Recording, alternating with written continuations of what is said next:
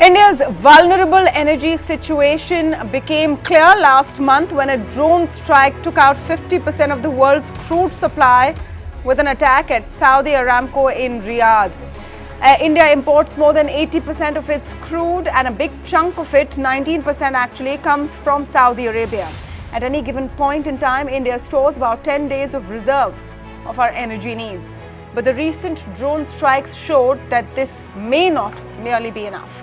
Luckily for us and the rest of the world, Saudi Arabia was able to keep its supply chains largely uninterrupted after the drone strikes. But is that enough? This question assumes greater significance in the backdrop of Prime Minister Modi's visit to Saudi Arabia yesterday, where 12 MOUs between the two countries were inked. One is of particular interest: an MOU between Indian Strategic Petroleum Reserves Limited and Saudi Aramco to lease a part of the 2.5 million ton Padur storage in Karnataka. Will this deal and others inked during the trip help, in this case, increase India's energy security needs? What are our challenges in this sphere, and are we doing enough to make ourselves secure and future ready? To speak on this and more, I am joined today by S.C. Tripathi, former Oil Secretary, Debashish Mishra, Leader Energy and Resources at Deloitte India, and Dr. Sanjay Kumar Kar, Associate Professor at Rajiv Gandhi Institute of Petroleum Technology. Welcome to all of you, and thank you for speaking with us. Debashish Mishra, let me begin by just getting your overall, take on the basic question we are putting forward today. How crucial was, this deal signed in Saudi Arabia during Prime Minister Modi's visit in the context of our energy security needs?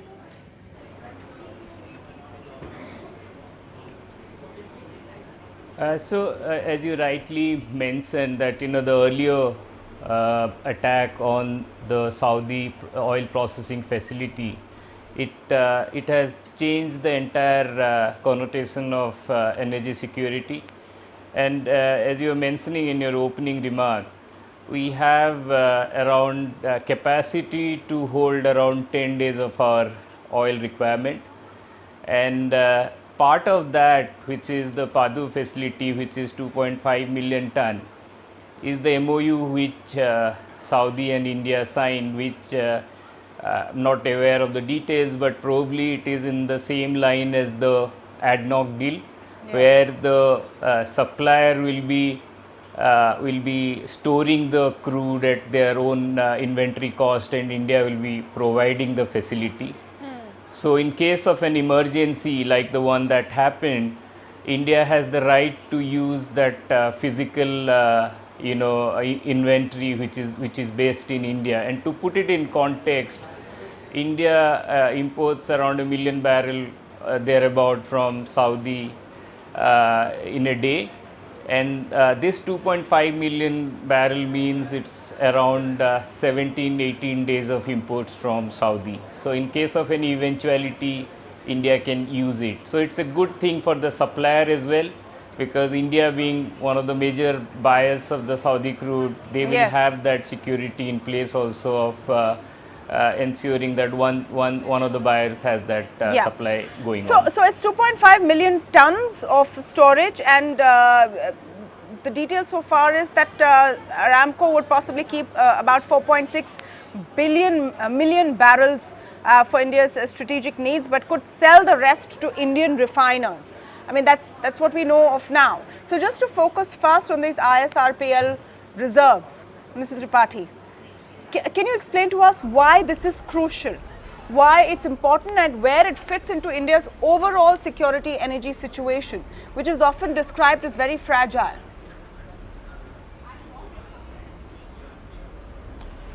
You see, the OECD recommendation is that 90 days consumption should be kept as strategic reserves, keeping in view the volatility in the oil market. And volatility comes from various factors: political, non-political, domestic problems in various countries which are sources of supply, etc., etc. As we have seen in case of Saudi Arabia, and also we see in case of Venezuela, sometimes in Nigeria, Libya, most of the countries which are surplus in crude oil and they are the suppliers, they have some problem or the other due to either international politics or their domestic politics, and sometimes it can be technical, sometimes it can be technological, etc. And oil being such a critical item, because the modern economy wheels run on fossil fuel until we become more and more dependent on renewable, which are still far away. So in India's case, we have a consumption level of about 240 to 250 million tons a year, in which, as you mentioned, we import about 80% and it is going higher than 80%.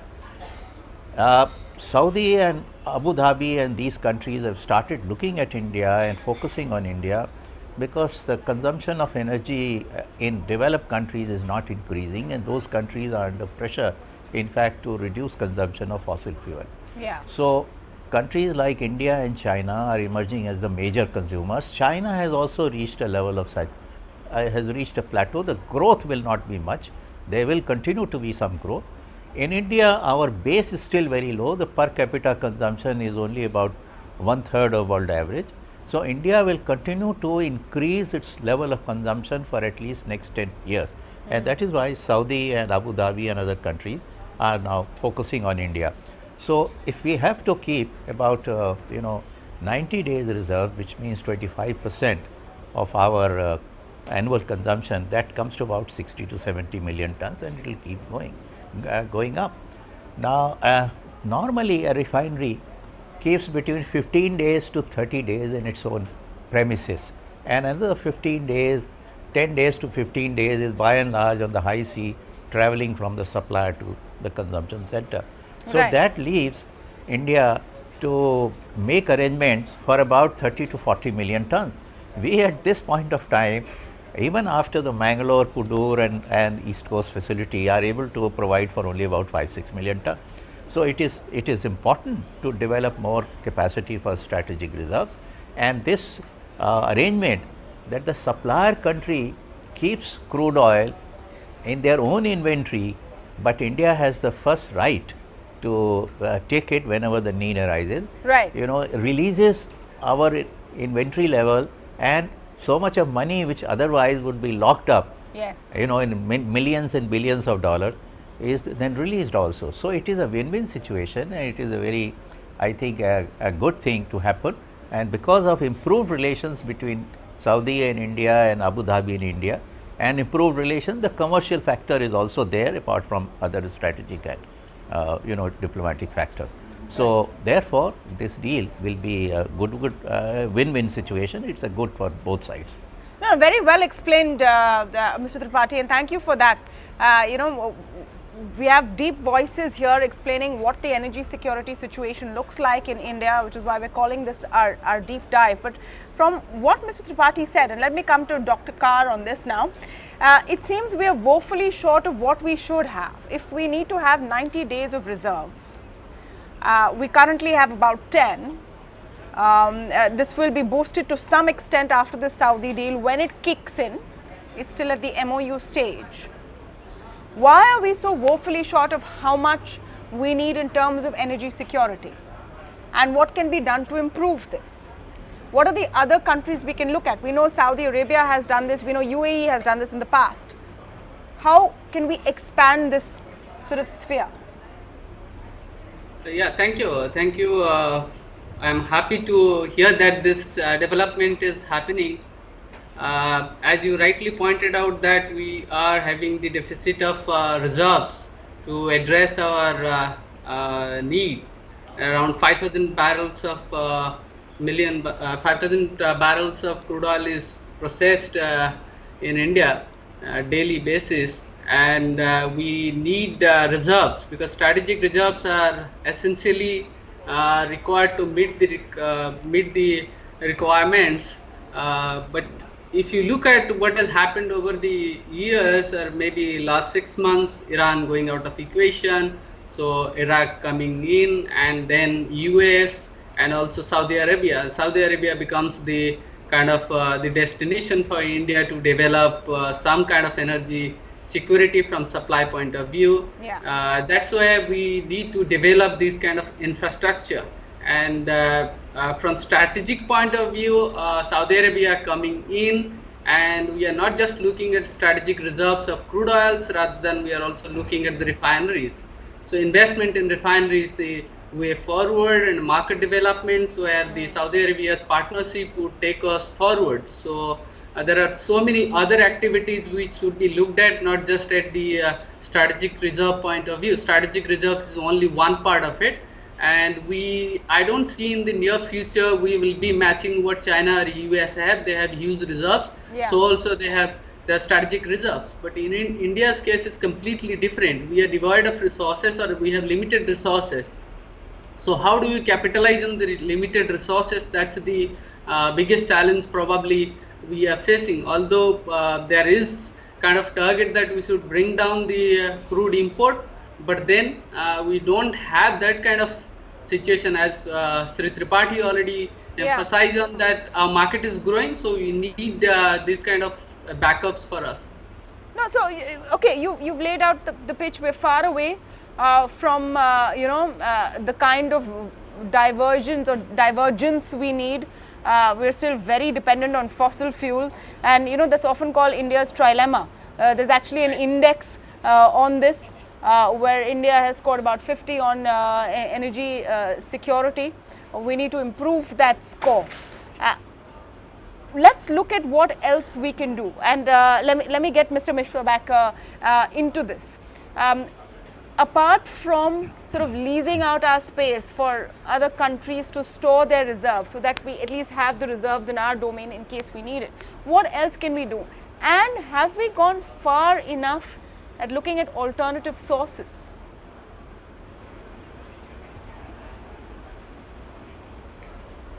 As I think the Honorable Prime Minister was speaking in Saudi, and what they call the Davos of the desert. He has mentioned that India would need, and India is putting in place around $100 billion worth of infrastructure investment in oil and gas by 2024, and by that he meant these kind of infrastructure. In fact, the next wave of strategic storage is proposed to be created in extension of Padur and in Chandikhol in Odisha, which will be again adding around 6.5 million ton, and that would need around $2 billion of additional investment. India would also need massive investment in its gas infrastructure, both in terms of LNG terminals, the gas trunk line, the CGD infrastructure. So Prime Minister invited Saudi and other countries which are resource rich, which are looking at investment opportunity, to take advantage of this kind of investment opportunity in India. And he mentioned that it's no longer a buyer-seller relationship between suppliers like Saudi and buyers like India. It has to go into another strategic level where they have investment, as Dr. Kar was mentioning, in our refinery, in our, let's say, pipeline, in our midstream, downstream. So today also Indian Oil announced a joint venture with a Saudi company for retail opportunities in Saudi. So these kind of opportunity also creates a hedge mechanism to overcome the volatility in the global oil prices. So India as a buyer and Saudi as a seller, both countries would need that hedging with each other to overcome that volatility. We need fixed supply, they need a fixed market. That relationship is also very important. Yes. So that's what is the deepening of the relationship, and of late you would have seen in other foreign affairs also, India's relationship with supplying countries like Russia, with UAE and US and Saudi. These four are very important countries when it comes to our strategic relationship, both in terms of ensuring our energy security and overall in terms of our global affairs, how we deal with the world. Yeah, but that doesn't take away from the fact that we're still very dependent for our energy needs. Since we're speaking today about India's energy security, And yeah, so that yeah, so- we all agree that this deal is great. We yeah, now so will have that, more you know, reserves. that's a separate track.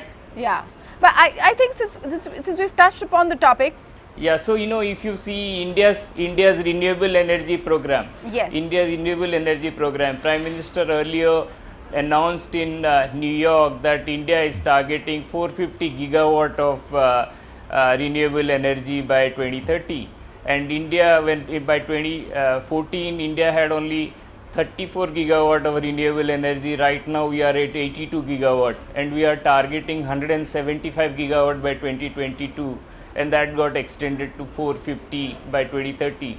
So India's energy security lies in such diverse source and less dependent on fossil fuel. Absolutely. But the reality of the matter is India is currently hugely dependent on fossil fuel. No, but and that mostly brings- imported, as Mr. Tripathi mentioned. yes, that brings me to Yeah. me to the key point, Mr. Tripathi. While this deal is great, but you know, as we've spoken about in this discussion as well, the options are narrowing.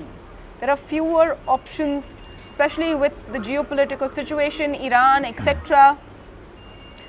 Which is why right now Saudi and this deal is so important for us. But are we looking beyond the right now in terms of renewable energy, in terms of solar energy? And the You push see, is not there are- from today, it's been there from a Yes, while. yes. You know well about it. Yes. Yes. Yes. Yes, I'll just come to that, but before that let me mention two more deals which are taking place. One has already taken place, which is between Reliance and Aramco. Yes. And I think again here Reliance, it's a very smart deal. Reliance is reducing its debt because they need to invest money now in the new sector they are going, Yeah. which is they are going in a big way in digital economy. So this will reduce their debt and release their resources for there. And Saudis will get the market because the market in India is expanding. The other deal, of course, has been mentioned, is the big refinery which is proposed at Ratnagiri. Yeah. Again, as I said, petroleum products consumption in India will continue to increase, so it makes sense for both Saudis and India. Now let me come to renewable and other sources of energy. It is very important that India develops other sources of energy because we are so critically dependent on fossil fuel and we cannot afford to do that. Between the fossil fuel also, our share of gas, which is environmentally most friendly among the fossil fuel, is only about 7%. World average is 23%. So we need to shift from coal and oil to gas as much as possible. As you have seen in Delhi, the coal based power plants are closing down, Yeah. and all coal based power plants near big towns will have to close down. Yeah. So we need to shift to gas, and No, and the we gas had this infrastructure will flirtation require with nuclear energy, large investment, which Now never really coming- took off. We had this flirtation with nuclear energy now, for now let me decades, which come never to took off. yes. Now yes. Let me come to others. Yeah. Now you see, we have good hydro potential, but for last 20 years, 30 years, we haven't had any major hydro plants because we are unable to tackle the problems of acquisition of land, rehabilitation, environmental matters, etc. So other countries have moved forward, but we are unable to do that. Then nuclear. You know, about a year ago, I was in China. They were building 37, 38 nuclear reactors of 1000 megawatt each. And most countries which are deficient in fossil fuel resources are dependent on nuclear energy, like France and many other countries. And in fact, Japan is also renewing all the old plants and setting up. So we are unable to solve the problems which are relating to nuclear energy also, whether they are relating to supply of fuel or relating to environmental considerations or local local agitations, etc. So we need to go into safe and secure nuclear power plants also, because India is a large country, our energy requirements will continue to grow, Yeah. and we need to have energy which is environmentally friendly. Then, as I said, since we are not able to do much in hydro, we have to go very far in solar and wind. In wind, Right. we have to go to offshore also, because land sites are more or less getting saturated. So we have to go to offshore. We have a long coastline. We have to Right. go to offshore, like Denmark and other European countries have gone, you see. And of course, solar, as much as possible we should go, and in fact we should help Saudis. Look at this. Saudis who are sitting on oil, they are going for solar power plants. Yeah. So we can join Saudis in Saudi Arabia because we have the skill and we have the people who can do that. So these are various areas, as has been mentioned. We have to go for all these Right. different sectors of energy, Yes. to be able to serve the country and secure our energy needs. Absolutely, absolutely. While this is a good deal, a good start to secure us for our immediate needs, we need to really boost the pace at which we look at alternative energy sources if we are truly to have energy security. The world is moving on from fossil fuels. We need to find plan B as well, and quickly. I want to thank all of you for joining us on this deep dive on the India development debate, where we were discussing the energy security challenges that India faces in light of the MOUs that India and Saudi Arabia have recently inked. But before I leave you this evening, a very important story I'd like to draw your attention to. A research paper published by New Jersey-based science organization Climate Central has discovered that rising sea levels could affect thrice the number of people than estimated before. I'm showing you pictures of Mumbai, and for a reason, because this paper places Mumbai as well in the list of global cities that are at risk of being wiped out by the year 2050. It's not as far as it sounds. The study states that sea levels projected for 2050 are high enough to threaten 150 million people with and their future below the high tide line. The report categorically specifies that Mumbai's historic downtown core is particularly vulnerable. What we here call South Mumbai, some of the most expensive real estate in the country and the world is over here. But these are extremely vulnerable areas. We need to wake up to this now. I want to leave you with that thought, and thank you for joining us this evening on the India Development Debate. I'll see you back here tomorrow.